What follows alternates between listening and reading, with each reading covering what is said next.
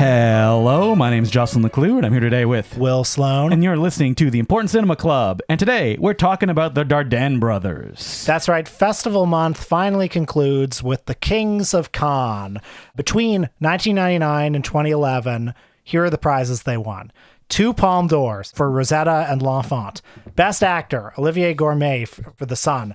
Best Screenplay for Lorna's Silence. Grand Prix for The Kid with the Bike. Then, their 2014 film, no awards. No awards? That was 2 days, 1 night. But then, more recently, they won Best Director for Young Ahmed in 2019, and then won the 75th anniversary prize for their last movie, Tori and Lokita, in 2017. So more often than not, almost every time they win something. Now, what's surprising about their filmography is that looking at it, I assume that, boy, they've just been cranking them out forever. But when you talk about the ones that have been winning awards, or the ones that have getting them critical attention, you have 1, 2, 3, 4, 5, 6, 7, 8, only 9, which doesn't seem that much in the grand scheme of things. But man, per capita, yeah, they were kicking around for a long time, making documentaries in the late 70s and 2 feature films before they finally found the specific voice that we're going to talk about today. But you know, when they won the Palme d'Or in 1999 for Rosetta, that was considered actually a very controversial win at the time. How come? So I have an article here by Roger Ebert from 1999. The headline is Cannes Winners A Strange Crew. The survivors of the 52nd Cannes Film Festival met at the Nice airport on Monday like applicants for an emergency airlift. The carnage of the award ceremony was still fresh in our minds. So oh God, we were just ravaged by this year's Cannes choice made by... People need to remember, the Cannes is just a jury of random people that pick movies. That's right. So the head of the jury was David Cronenberg that year, and it was considered a very arty list of movies. Where is the Shreks, if you will? Usually, the awards reflect the tastes of at least some well-informed members of the audience. Not this year.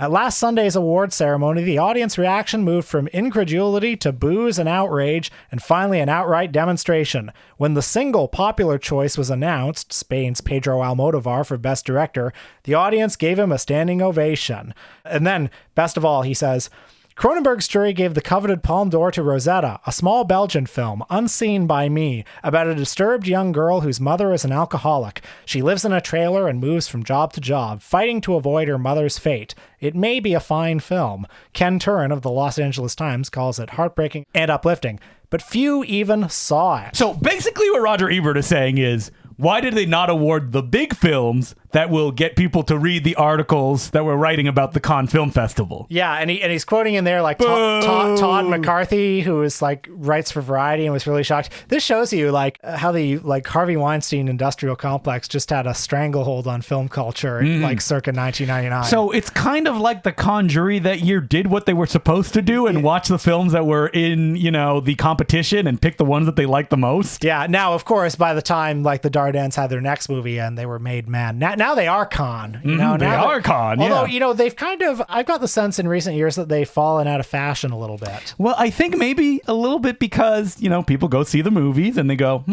they're still playing this song, eh? Yeah, there is a little bit of that. I mean, Young Ahmed, their 2019 movie, despite that Best Director prize, is at 59% on Rotten Tomatoes Well, now. I mean, I haven't seen the movie. Have you? No, I haven't. So from what I've read... You know what the hype was, though. Yeah, the issue is like, are they the ones to tell this specific story that is painting, you know, this, let's just say, character in a negative light? Questions of Islamophobia. Right. And I haven't seen the movie. I haven't seen it. I couldn't tell you. I do know that it came out at a moment when Islamophobia was a particularly like, you know, height of the Trump era, et cetera. Now, et cetera. did I think watching these movies, who are these guys to make these films? Did you think that? I did think it, yes. Especially that they are the made men of the Cannes Film Festival, right? Yeah. And like, if you look at their career, they did kind of cycle through the pretentious, like, oh boy, this sucks, like first narrative feature film. Yeah, so I rolled into this week with a big old chip on my shoulder because, you know, I saw these movies as they were coming out, you know, dutifully, and hadn't seen any of them more than once. And there was part of me that was exactly like you, where it's like, yeah, you know, every couple of years they come to Cannes and, you know, the hoity-toity audiences, the rich people look at these stories of a working class strife and they all pat themselves on the back. Who are they to make these kind of films? Yeah. And, I remembered the fact that, all the movies are kind of similar and they're all sort of unpleasant to watch. And so I came in ready to, tear these guys down, especially given that they're a little unfashionable now. I liked these movies. Now, what's interesting about it being unfashionable is that the style that they're doing in the early 90s also became a definitive style into the 2000s, that everybody was doing this. Well, yeah. I mean, when Rosetta came out, it is funny. You read those articles from Cannes at the time, and they all have this tone of like, you're not going to believe how arty this movie is. It's like handheld camera, no diegetic music. Scene basically plays out in one take. That's how they do their movies. Yeah. No famous people. It's foreign. It's Belgian, for God's sake. I mean, that is sub-French. How dare they? And it's about poor people, and where this is as arty as it gets. But now, you're right. Like, there are Dardenne exploitation movies. But at the same time, it's like these are techniques that in some ways has been co-opted by like the frigging Office, because it became reality TV, following someone and you're just like over their shoulder. It's sometimes close up. Well, it's like pseudo documentary. Yeah, exactly. Aesthetics. Yeah. And that's what all of these movies are, but they're doing it in an immediate way that, it is pseudo documentary, but I think that it is so pointed in the technique that they use that I think it goes beyond being like, you're in the moment, it's verite, into something much more confrontational. So another reason why I had a bit of a chip on my shoulder this week, and I do want to say again, I like these filmmakers. I think I was proven wrong, but there's a sort of idea in these movies of like almost like self-abnegation in watching them. It's like, we're not giving you any of the niceties of cinema. You're not getting backstories. You're not even getting any music, man. You're not getting music. Like the lighting is shit. And the handheld camera is like right up against these people. Yeah, you just want to pull back, but you can't, because all you got is that character's face right in your screen. And as an audience member, you're going to suffer a little bit. And that suffering is inherently virtuous, because look at these people on screen and the terrible lives they're living. So you have to suffer along with them to some degree. Now, I don't necessarily disagree with what I'm saying, but I also think these movies have like pleasures that they offer as well. Yeah. And there's a great power in these movies. I don't think these movies are as nihilistic as it sounds the way that you're describing it. No. And in fact, I do think there is a kind of like the formal rigor of them has rewards. Now, did I think watching these movies, is it only rich people that are going to watch these? Yes, that crossed my mind. Yeah, maybe. I mean, I do think they are accessible to very accessible. Anyone with an open heart and an open mind. They're all like sub 100 minutes as well. They're not long. And that like some of them that we watched have very clear messages that when you go away from it, like films don't usually tackle this kind of stuff in a complex way, just because how do you get a satisfying story out of some of these things that you're witnessing? But the stories of like the travails of the working class and the sub-working class, some of the people in these movies live in really abject poverty. That may have more novelty to a more well-heeled audience. Yes. Yeah. So they walk away from it going, you know what? I will let my workers unionize. That is for the good thing. Well, I mean, the movies are not also like politically prescriptive exactly. I don't know what the Dardennes like politics are. I'm sure they're on the left. Yeah, definitely on the left, because they like did organize a thing that would pay out for filmmakers like Ken Loach to make movies and things like that. Yeah. So let's talk about Rosetta, which is I think the earliest one that we all watched. Okay, so I actually really like this movie. Now, what shocked me the most about this film is the star, Emily Dequesne. Do you know what the next movie that she made right after this? Christoph Gahn's Brotherhood of the Wolf, where she plays the main love interest in the film. Oh, wow. So that was a big kind of the way that she appears in this film versus the way that she appears in that film. And she plays, I mean, the movie opens as almost all the Dardenne movies do, kind of in media res. She's working at this job where she's hoping to get some sort of extension in the job, but instead she's fired. Every one of these Dardenne films almost all start with like the character rushing through the scene and you're following them and you're not quite sure what's going on, but that you know that a point of conflict is going to set this story off. They're both narratively and visually disorienting at the start because the camera can barely keep up with the characters. The tempo is often established by the physical actions of the characters, who are just like, going through the daily motions of just like working and living and going from one thing to another. And then you're invited to sort of like try to keep up with them. And the characters don't reveal themselves. The stories don't reveal themselves. Well, they reveal themselves through the actions Right. that you're witnessing, but because you're always starting right in the middle of it, that needs to kind of, clarify itself for the audience as the films play on. And so she's fired from this job early on. She lives in a trailer with her alcoholic mother. That she takes care of. Yeah. But she's also, you get the sense at the end of the rope that they've gone through this over and over and over again, and she keeps playing through these cycles. The mother, sometimes turns tricks for money, which sort of adds to the, humiliation of her daily life. And what you realize as you're watching the film is that this is not a film. I mean, this is an element of it that she needs money to live, et cetera, et cetera. But what you get is that this character, Rosetta, is defining herself through her jobs to give normalcy to her own life. Mm-hmm. That she's in such chaos that having a job gives her a structure that makes her feel sound. But because, the job market friggin' sucks, even in 1999 when this movie comes out, she cannot hold on to a job. And not because of her actions, but just because of the way that, bosses can fire someone, replace them with their son because it's easier to do. And Rosetta, oftentimes when these things happen to her, she does react violently, being like, why can't I keep this job? I didn't do anything wrong. Mm-hmm.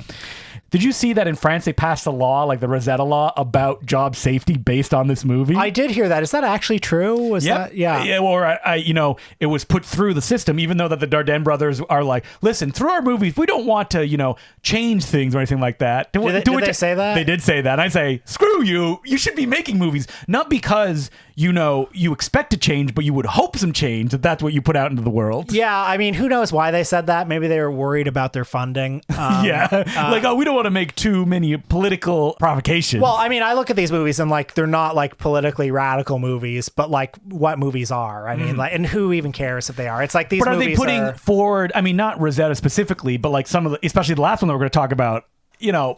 Politically radical ideas in that what working and representing your coworker means in the grand scheme of things. I don't know if I'd call these movies politically radical. I mean they're just sort of depictions of. I mean they're artworks. They're complicated. I mean the lead characters in most of these movies are quite flawed. I don't know if you watched L'Enfant. Yes, I did. Okay, I mean that's one where that's their second Palme d'Or winner, where the main guy basically pawns off his newborn son, and then spends the rest of the movie trying to get the kid back. Mm-hmm. And of course, the title is slightly ironic because, right, who's the real L'Enfant? Yeah, who is the real child at the end of this movie? And Rosetta is anything but a cuddly character. No, she's very kind of harsh, and she makes difficult decisions that if you were watching the movie, you'd go, wait, why did she do that? That is not what a good person, in quotes, would do within the context of this. So, I mean, I would rather, I'd rather have a good movie than a politically radical one. Will making a large claim. No, I know what you mean. But a politically radical in presenting ideas that other films don't usually deal with, mm-hmm. and you have to confront why is it this way. Right. It's not just because,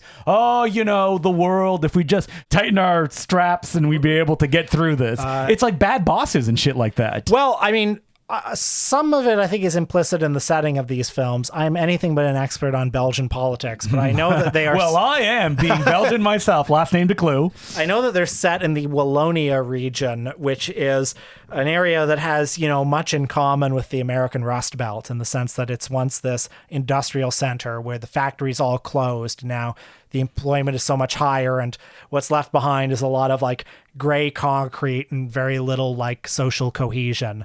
So, that's if you understand that, I mean, this area could be many areas all around the world where just the manufacturing is gone and people are scraping by for themselves. Mm-hmm.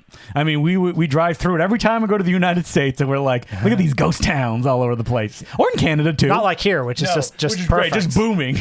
Ontario open for business, as our tagline is. But I liked Rosetta a lot because, I mean, first of all, I found it. I don't know if exciting is the right word, but I found it propulsive. I mean, all of their films are propulsive in some way. Even if you don't know what's going on. Right. Even the scenes towards the end where she's just carrying like, gas tanks, like across the muddy fields. There's an innate tension in everything that she does, just because we often jump in the middle of it and the camera's so tight and like in her face, that's almost indicating that there is something that is imposing itself on her. It was about to burst outside of the frame and attack her, whether it be like literally or just figuratively. I also like how little you get, at least in explicit terms, about her interior life or her personality. It's like there's almost not much. There isn't the luxury of having that. It's just, I do think you learn a lot about her as the movie goes on, but it's never really stated. It's just you learn about her through like the constant forward motion of her life. I respect the uncompromising way that the character is drawn.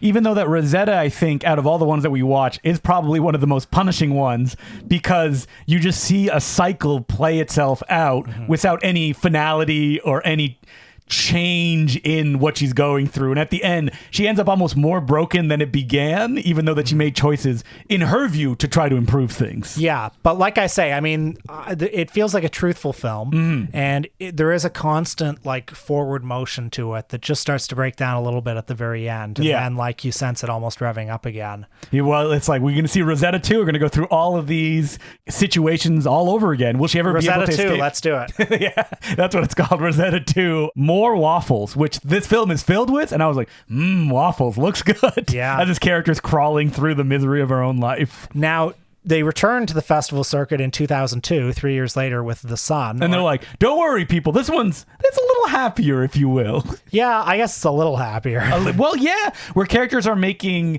decisions that, while subdued in the way that they're executed, do lead to perhaps a little bit of forgiveness. Yes. So the main character, played by Olivier Gourmet, and formally the movie is, if anything, even more rigorous than, I love that phrase, formal rigor. You see that all the time. It feels you're putting down that the artistes behind this are making choices, and they're sticking to those choices. That's exactly right. Like the camera, you basically don't see the front of his face very much. No, at all. you usually see the back of his thick eyeglasses the entire time. And you're just following him around and around and around, and he's like a woodworking instructor who teaches at a rehab center, and a lot of wayward youth are in his classes. And this is a film that when it starts, you're like, what is going on?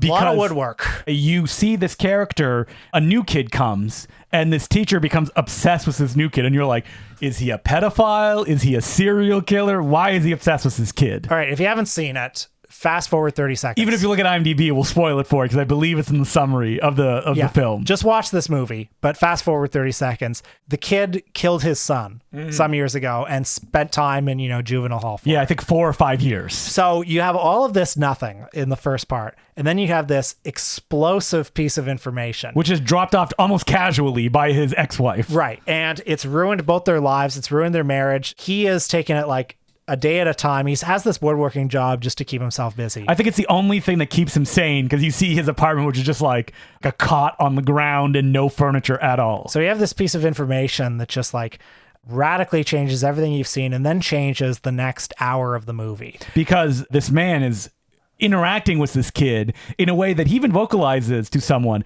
I don't know why I'm doing this. Right. And the movie is called The Sun, partly because like this kid almost becomes a surrogate son for him, but then there's also this tension throughout of like, well, what is he going to do? What's he going to do? Is he gonna get revenge? So like the last 30 minutes is almost a suspenseful, because they go out alone to like a woodworking place, and they're supposedly for him to teach this kid how to do this stuff, and you're like, is he going to kill him? What is he going to do? Is he going to reveal what he knows? How is this going to play out? And I like the minimalism of the movie. I like that just one piece of information can like destabilize everything. Yeah, and burden every action of the movie. I think it takes great confidence on the part of the Dardennes to try and experiment. I love that this kid is exactly the kind of kid you would expect in this situation. That he's not very, he doesn't emote that much. Like, he's nice, but he's also, you see, he's damaged, you know, from all the stuff that he's gone through. He doesn't want to talk about any of that. He doesn't want to open himself up. He doesn't want to let people in. And that when he finally reveals what he did, he doesn't present it in a way like, oh, woe is me. He does it in a manner of, I just don't want to talk about it. Like, let's keep moving. And that, like, the actions that he did were not, emotionally charged. It was just something that happened in the moment. It scarred his entire life, and now he's trying to get past it. There's like little lines when the kid turns to his teacher and he's like, can you be my guardian? And you're like, oh, it hurts so much based on the information that we know. Yeah. And I like that the movie doesn't end. I mean, there are notes of like forgiveness or hope or moving on. Moving on is probably the more accurate one, because it kind of ends with the issues unresolved, but the issues are unresolvable. Yeah, and like so there's never going to be like, oh, we're going to hug, everything will be forgiven, right? Because human beings don't really do that in real life. So it's about finding ways to continue going on. You can't bring back the dead. No, exactly. Yeah. So I found that's probably the one I like the most out of all the ones that I watch.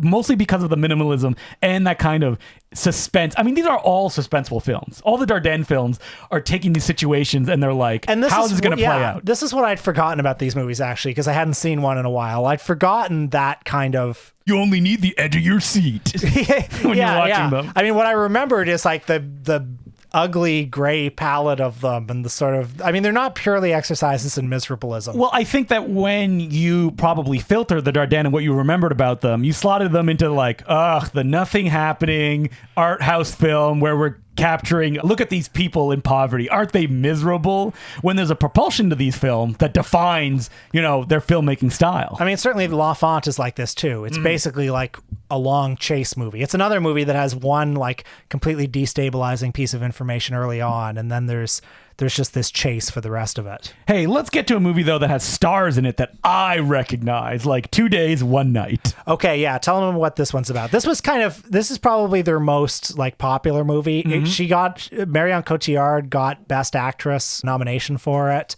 All she had to do was take that makeup off, and they're like, finally, a big star presence on screen doing what she does. I will just say, this movie to me suffered in comparison to the other ones. Right after Rosetta. Now, what's interesting about this film is that they seem to be pulling back their style a little bit to be a little bit more tasteful. It's for prettier. Yeah. There are moments in it that almost look like Midnight in Paris or something. The camera is not right in the characters' faces the entire time. The lighting is quite good. I mean, first of all, it looks like there is artificial lighting.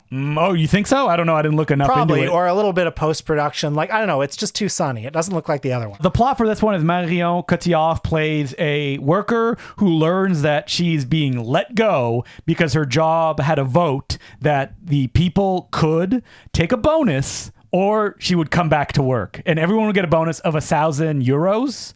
And they took a vote and they voted to get rid of her. But she says, please, just give me one weekend to try to do it again and let them take a secret vote. So it's her going from one person to the next trying to campaign, basically. And it should be clear as well that Cotillard's character has been through an emotional thing that they describe as a sickness, and that like she has issues in her own life she's trying to deal with, and this destabilizing thing, like she feels like it's the end if she isn't able to keep this job to keep living. So I think this movie is good. I think Marion Cotillard is excellent, but I will say, again, suffers in comparison to the other ones because maybe just because Marion Cotillard's almost too good. Like Rosetta. You're like, I see those ticks play out. Well, the thing is I do. Yeah. And maybe that's fine on its own, but when I see it right after Rosetta, where the lead actress, I believe, was not professional before. She's done stuff since, but there's a kind of rawness. Yeah, I guess so. The fact that the character is so closed off and you have to project a lot. You know what I'll say about this movie is that it gives you everything you would expect from this premise, including an ending that you're like, man, that's a little too pat for my taste. Well, I also think this too, because I feel like the other ones, as I say, are propulsive and there's a sort of unpredictable quality to them and a constant forward motion. 2 Days, One Night feels schematic to me. It feels like I know what every scene is going to be. In fact, you've told me in advance what every scene is going to be. You've told me you're going to go through like a certain number of people, and I can already guess what their reactions are going to be. One's going to be like this, one's going to be like this, one's going to be like this. So when you saw it play out, you were like, all right, I already know this, so it doesn't have the immediacy that I want from these films. A little bit, yeah. I mean, I think it's good. It's good. Yeah, it works exactly the way it's meant to work, even though that you're losing that edge. But how long can they have that edge with the style that they have? Isn't there at a certain point they do have to kind of evolve it a little bit? Well, and I think that is what this movie is. It's an attempt to make a slicker, like more of a melodrama, honestly. Yeah. Like you can imagine, your parents who don't watch these kind of films watching 2 Days, One Night. Yeah, I don't know if I could imagine my mom watching Rosetta and sitting through all of it. Right. Because it's not, it's not that kind of movie for her. I mean, I wish I had been able to watch more of these films. I want to know, what is their end point right now, where they are? Like, what kind of movies are they making? I mean, I haven't checked out Tori and Lokita. I know that they're... People really like that one. Yeah. I'm sure they will come back into favor. I think, they've been a victim of their own success to some degree. They've certainly spawned a lot of imitators. Now, do I say I would like to see them do something a little bit different? A musical? Musical, absolutely. I did watch one of their early documentaries, and I got to say, not that good. Oh, really? What was it about? It was about pirate radio stations, so I was like, ooh, this will be interesting. They basically just present disconnected information in long static shots. So, they have not found the style that they have made their own from when you say the Dardenne Brothers just pops right into your mind. So this has been festival month. Did you learn anything about film festival directors, Will? Yeah, actually, I was happy to reacquaint myself with the Dardennes because it turns out I still like them. I was happy to visit with Patrick Tam, who I would not visit in person. I visited with his films. Yeah. And they're very good.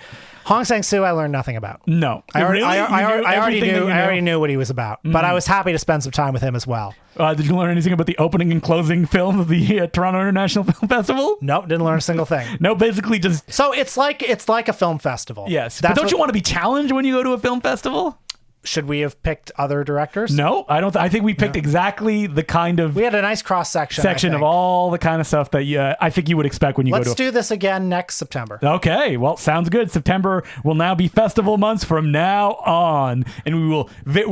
kind of chip away at what festival means just so we can kind of fit the things that we want to talk about into it. So, do we have any letters? We do have letters. So, as per usual, you can send us letters at importantcinemaclubpodcast@gmail.com. And our first letter is from Christopher, and he goes, "Greetings, Justin and Will. Do you guys have any thoughts on documentarian critic Mark Cousins? His 15-hour documentary series, The Story of Film, rekindled my interest in movies during a period of post-college malaise, and it turned me on to a number of foreign filmmakers that I had never been exposed to up to that point. I don't hear this documentary or the work of Cousins brought up very often in film podcast universe. I currently waste so much time in, so I was wondering if you two true cinephiles had any opinions on the subject. I've been an avid ICC listener for years now. Thank you so much for this podcast, Chris." Did you watch The Story of Film? I did. I loved it. I liked it. Yep. I have some reservations. Oh, what's that? I mean, I love the first half of it. I think he's... You know what? I'm going to be honest. I don't think I watched past the first half. That's all I'm really interested in. Okay. That's interesting because I think he's very good on the silent era. And early cinema in general. I feel like starting around 1960 or so, he starts to get a little wobbly, and he's obsessed with Baz Luhrmann for some reason. Really? Listen, he's just one man. Here's the thing. Every academic, though, dealing with modern stuff, you often go why this?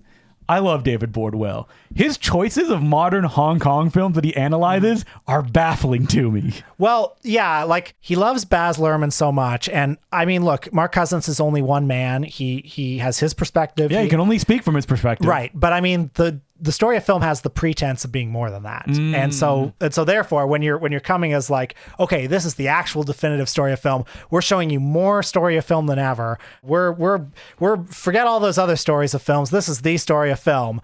Then that becomes an issue? Well, has he the one who said that, or has that been presented to you in that way? Because the letter writer points out people don't really talk about his stuff that much. Well, I'll just say there's that early episode. I think in the first 15 minutes he says something so much of film history has been incomplete and racist by omission, I think were his terms, which he's correct about. And he does a very good job, especially in the early parts of the show, dealing with that. But I remember there comes a point where he's talking about the French New Wave, which he is obviously not that into. gets rid of it pretty quickly, which is fine. That's his perspective. Yeah. But like there's a moment where Baz Luhrmann, who's one of the interviewees, fucking Baz Luhrmann. About the French New Wave? Yeah, Baz Luhrmann says, and I'm sorry if I'm misquoting him because I saw this 10 years ago, but Baz Luhrmann says words to the effect of, the French New Wave people thought they were liberating themselves from the old cliches, getting out into the streets. But when Godard uses a jump cut, that's a device. Okay? That's a device. That's artificial. And I don't know why I give him a British voice. He's Australian, but whatever. Yeah. Throw some good day, mates. And I remember seeing that and thinking, how fucking dare you, Baz Luhrmann? What do you think you are? So basically, you were personally insulted by Baz Luhrmann razzing on the French New Wave. I was personally insulted. Not personally insulted. I took issue with. Sounds like a personal insult to me. I disagreed with that, followed by like practically a whole episode devoted to Baz Luhrmann. It's like, okay, you don't have to like the French New Wave, but I'm telling you, it was more important than fucking Strictly Ballroom was. Fucking Moulin Rouge. Now, Mark Cousins has done 2 other series since then. He's did the story of women in film, right? And the story of children in film. Oh, I have not checked them out, mostly for the main reason that I don't return to this very often. I think Mark Cousins, the worst thing he's ever done is giving people his voice to talk about. I hate that. You hate the imitators. Even Mark Cousins, like it's so boring. Now, what is a good version of that? Bertrand Tavernier did his own stuff as well. There's like energy when he talks. You don't need to sound like me. Like you don't need to be energized for 8 hours, but you gotta give me something that like you're not like. And then we talked about. Like make me feel like involved, bring me towards the thing that you're talking about, right? Which he does not do in his voiceover. Well, fair enough. Oh, you like the? No, I don't love his voice. I don't know. It's just and like everybody's ripped him off too. Yeah. I know what you're talking about for sure. And so, like, that's one of the things that I think the scourge of the film essay. He has brought that. Now, maybe people will point before, like, oh look, we're gonna point to all the people who do good film essays. Yes, I'm sure they're out there. That's fine. They're excluded from this. But why every time that I click on one is it like a Mark Cousins voice? Yeah, and parodied by who did the one where it was like about powder? Remember? Oh yeah. That's right. It was that a clickhole bit? I don't remember. Oh no, it was Kentucky Audley. That's who it was. Kentucky Audley. Who used to do these really funny parody video essays. So that's all I can think about when I watch that. He was talking about Tim Burton's Powder. No, yeah. He called it Tim Burton's Powder. It's a Victor Salva film, but... Yeah, we don't want to talk about Victor Salva. But yeah, look up that Kentucky Audley video about Powder. Very funny. Is there value in that story? Absolutely. You know what I like about it? Get the book that he put out that has all that information, but in like a textbook format. So there was an interview with Pauline Kael and Jean-Luc Godard from 1980 or so. It was when Every Man for Himself came out. And they did an onstage discussion about it. And, as you can imagine, Godard was his usual trickster self, being completely ridiculous, being completely unfair, being the Eric Andre to her, hapless guest. Yeah, that's who Jean-Luc Godard is, right? The Eric Andre of the French New Wave. Right. But at one point he said something like, your review of my film, and in fact all reviews of my film are unfair because they don't use footage from the film. You can't actually convey what the film looks like. And Pauline Kael, understandably, is like, Jean-Luc, it's a written piece. I can't do it. But what he was doing was accidentally predicting the video essay. Yep. And in fact, he himself made Histoire du Cinema. And I'm sure if you presented him with that, he would go, well, it's out of context, so it's not a fair review. I think that the reader or the viewer needs to watch the entire film to really get it. It's very convenient, huh? Yeah. And maybe pay for a ticket, full of shit. Name of my new book coming out. But no, but here's the thing, though. He lived his politics. He became like the progenitor of the video essay. Oh, and we loved them. And they made tons of sense, right? There. You know what I'll say? No pretense to objectivity. Yes, that's true. Which Mark Cousins sometimes has. But anyway, I don't mean to trash Mark Cousins. There's lots that's good in the story of film. Yeah, I mean, he did do like a 15-hour documentary for you to take one major affront of it, the Baz Luhrmann of it all. I think it's pretty sick. Here we are 10 years later, and that's the part I remember. So. But what about I remember the first part, his deconstruction of silent film is so good. The silent film stuff is fantastic. Or even dealing with international cinema, which I'm like, I've never heard about some of this stuff. Like, make a big list. Well, it's true. I mean, he had a whole episode on Bollywood stuff, for instance, where he had Amitabh blockchain. We should do just like watching all the story of film and do an episode on that. And gripes, things that we like. I also say this knowing that anybody could listen to this podcast And take exactly the same thing. More than that. Oh yeah, I mean there's tons of stuff that I don't even stand by in this podcast. So there you go. Do you think that if you got Mark Cousins on the street and he's like, I heard what you think about Baz Luhrmann and that you don't like him, and Mark Cousins is like, I'm doubling down on it. My next documentary all about Baz Luhrmann. I'd shake his hand and I'd say, you know what? You got me. I respect that. And I'd also say, why are you yelling at me? You're much more successful than me. Because that's what it is, Will. It's the little guys that come for the big dogs. That's what makes me angry. How dare you? That's right. You see, I'm talking so frankly about Mark Cousins because you know he won't listen to this. Because I don't consider him a colleague because he's way more successful than us. Yeah, that's right. So thank you very much for that letter. Our next one from Brandon, and he goes, Dear important cinema clubbers, as I listen through the back catalog, you often joke about certain episodes being unpopular by download count, and these are always my favorite episodes. Episodes about women and filmmakers of color. Yes, basically. They're the ones that get the less downloads. Sorry, I hate to say it, folks. How about you people live your politics? Start clicking on those episodes. I'm obsessed with the international and non-commercial film and appreciate the thoughtful way you guys engage with the work, so please keep doing them. We love doing them. I love doing them. It allows us to discover new stuff. Earlier that year, I went to a screening of Beau Travail at a local cinema, and I was absolutely convinced the theater would be packed to the brim. I was very, very anxious about it, only to find that there were at most 15 of us total at the screening. I had to laugh at myself for totally misreading what is and isn't popular. When you do Claire Denis, I highly recommend the book Intimacy of the Border by Marjorie Vecchio. Are you surprised sometimes when you go to art house screenings and you're like, this will be so packed, and then there's like nobody there? Oftentimes it's the opposite. Sometimes I'll go and I'll be surprised that it is packed. Mm-hmm. And then you're like, wow, look at all these people. This is wild. I mean, earlier this year I went to see Jean Dielman at the TIFF Lightbox. They sold out Cinema 2, you know? Wow, like, it did. Is it post it's it the winning new greatest AFI? film of all time. But then again, it's like still like that many people want to watch a movie where a woman just does household chores for 4 hours. Had a great time, by the way. Mm-hmm. The letter writer continues. Do you guys ever run low on topic ideas, or do you have an ever-increasing list? I have plenty of homework options I could send you away. We have a gigantic list. You do not need to send us anything else. We have a gigantic list, although I will say that we've definitely burned through a lot of the easy ones. Oh, yeah. So a lot of the time it's like, boy, that's a lot of work. Can we find one that's work, but less work than that one, please? We do have certain topics that we've never done, and it's almost like we've never done Stanley Kubrick. We're never going to do Stanley Kubrick. Right. Yeah, no. We never done an episode on the films of Martin Scorsese. That's right. Buster Keaton. We'll definitely do a Buster Keaton at some point. You know, Blank Check went through his entire filmography. We can't touch that for 10 years now. Them's the rules. Wouldn't it be great to do that? Like Blank Check, they have, like, you just talk about popular movies that people want to hear about. That's how you get the listens, right? You know what I thought was funny about Blank Check, and I've actually never heard Blank Check. Oh, I like the podcast. I listen to it every week, yeah. I'm sure it's wonderful. I did think it was funny when they were doing like a March Madness thing where it's like they were pitting different international filmmakers against each other, and whoever won the March Madness would win, and they do a topic. They do that filmmaker, and then you see the first round, and it's like Ousmane Sembène versus Bong Joon-ho. I wonder who's going to take that one. Yeah. Well, sorry, we can't do Ousmane Sembène. So our fans voted. And then so they do Park Chan-wook at the end of it, and then they're like, what do we do next? David Fincher, I guess. But that's what you got to do, right? Because we do some of those sometimes, yeah. Sometimes, yeah. But what if we just did a year of the popular... We're doing a Blank Check format, movie by movie now, every week. What if we did Popular Month at some point? Because we haven't done Fincher yet. We have tried to do wasn't it we do the popular Blockbuster Month, I think I called it, where we do the popular stuff. Blockbuster Month? Yeah, I believe we did at some point. What did we do? I don't remember. But it was like all popular stuff to get those listens after challenging people with stuff like, I don't know, I'd have to look through the Important Cinema Club.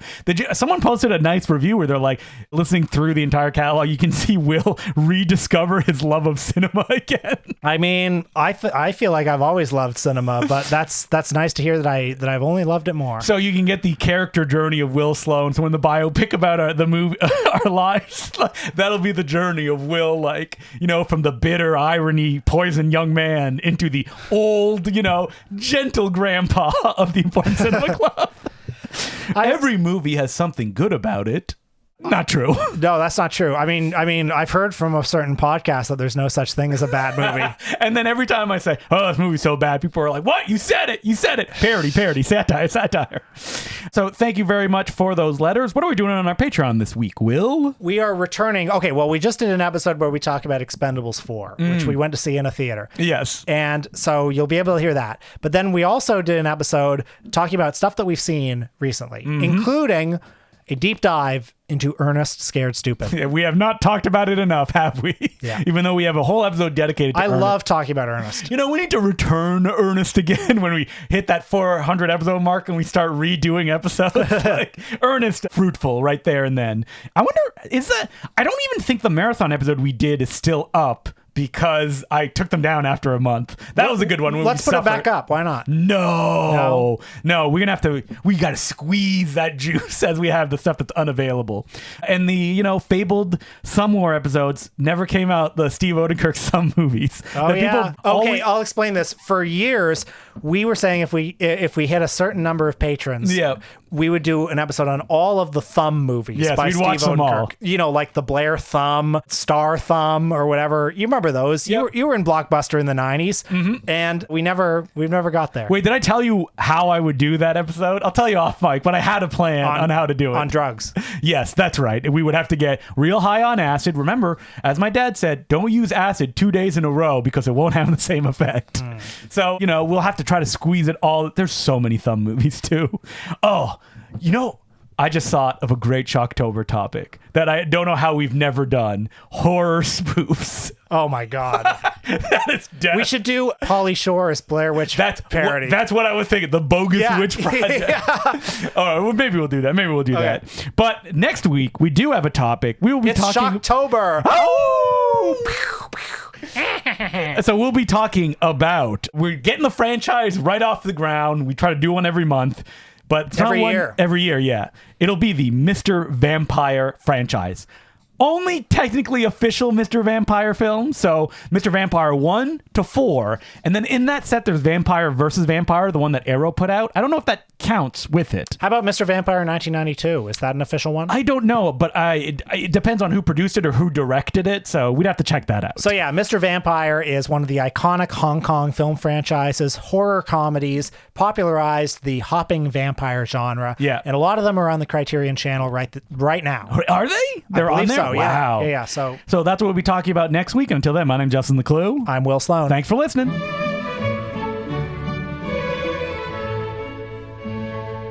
Hello, as per usual, I would like to thank some of our new patrons, who include Jay Gill, Devin Border, Tom Meager, Uncle Frankie, Nick Bush, Aris Giannopoulos, John Van Atta, David Watkins, David Rayneck, Andy Rothroyal, Greg McDonald, Rice Murphy, and Evan M. Thank you very much for becoming patrons. We could not keep doing this without you. And don't forget, clear your schedule for the weekend of October 21st, because that's when we're doing the important Cinema Club horror movie Mind Melter. Starting at 11 a.m. Eastern Standard Time, there is going to be 24 hours of horror movies picked by me, Justin the Clue, that I hope you can join in and just experience all the mind-melting goodness you can handle. Hope to see you there. Hey, Will, how many Blu-rays did you buy this month? Oh my God. So listen, let's talk about this. Vinegar Syndrome. Yes. So we're specifically talking about them. So Vinegar Syndrome is a company that puts out many releases every month. They are a dream company. They do stuff that I never would imagine would get these big special editions. And now they have all these partner labels. They have the separate site now that does their adult titles. Oh, I mean, you love it, right? Oh, I mean, yeah. We're going to get into it, but like we're setting stuff up here. So the partner labels, they put out like 15 movies a month through that, plus another like 5. Yeah, it's about 20 releases a month. Yeah. And some of them, listen, this is why I want to bring this up. They're so expensive. Yes. Like we're getting to that physical media like plate where...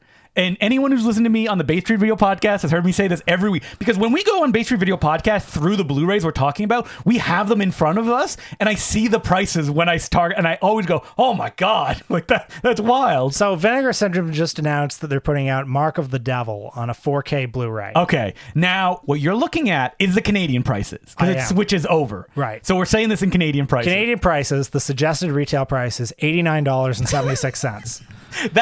They're never at that price, ever. Well, the reason that's the suggested retail price is so that when they do their half off sale, yes, you're paying $43. Yeah. Which is just what it would usually cost. Yeah, which is already too expensive. Mm-hmm. So at the end of the day, like what we're trying to say, like we're trying to get these very successful companies to drop their prices a little bit, I guess. Please. Yeah. You know, at the end of the day, I'm not made of money. No. So we're getting to the point. I want to support. I'm not going to lie.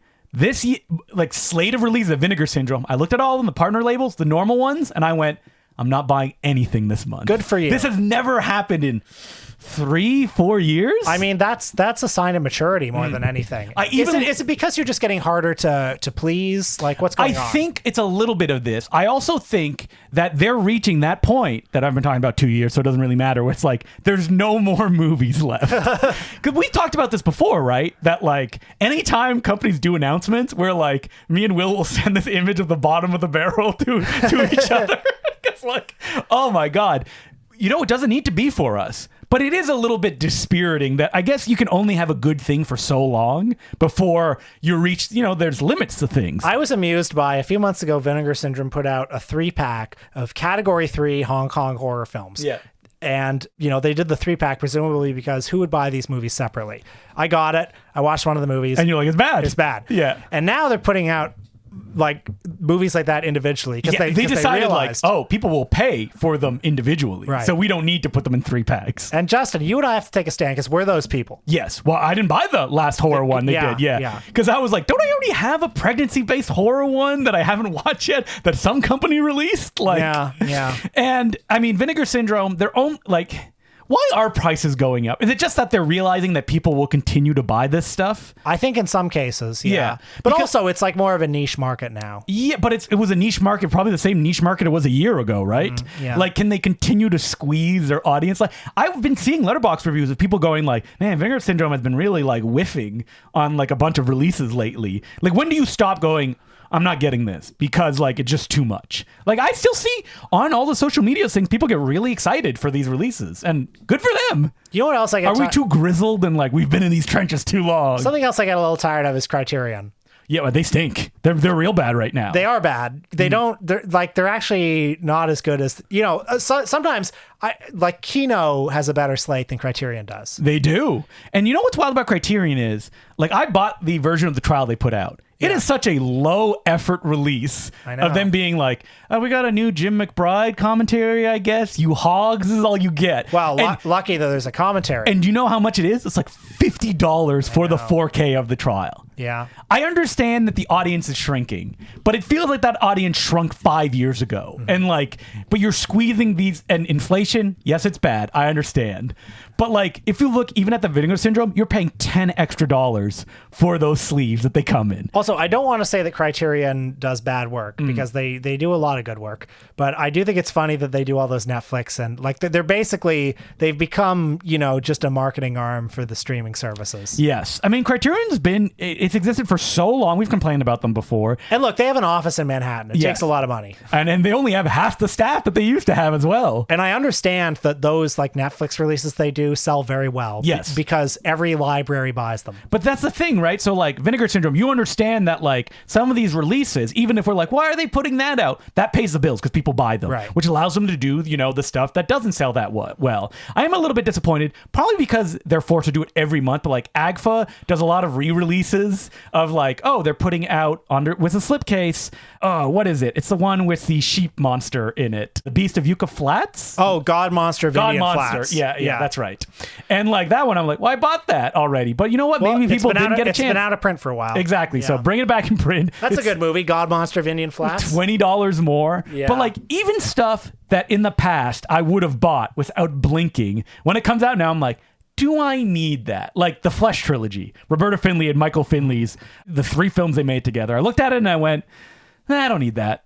Like, That's a sign of maturity, I would say. That's if good. it was packed with commentaries, with people that I would want to hear from, but like it has an interview with Roberta Findlay. I love her. I have tons of commentary she's done that I haven't listened to. And the reality is she doesn't like talking about those movies, especially the Michael Findlay ones. Like, ugh, I'm sure she doesn't have many positive thoughts about that kind of stuff. So at the end of the day, you know, I feel that like it's too expensive. I can't afford it. I'm glad, and I wish I I'm could. glad you're saving money. Yes, I am. I would like to be purchasing this stuff though, because like the Curse of the Screaming Dead release they did last month, dream release. Oh my God, I can't believe that they're doing that. When will they stop? Like, is there an utmost limit, do you think, where they go like, you know, we're pulling back, we're releasing less? Well, I think the market will dictate that. And do you think, I mean, they're basically the ones in control of that market right now. Did you see that Vinegar Syndrome is building its own video store in Toronto? Yes, it is. It's opening right across from the Review. I will definitely be visiting it. Pretty exciting. But at the same time as well, if you know what? You look at Shout Factory, they are a company that is hemorrhaging right now because they cannot compete with the other companies.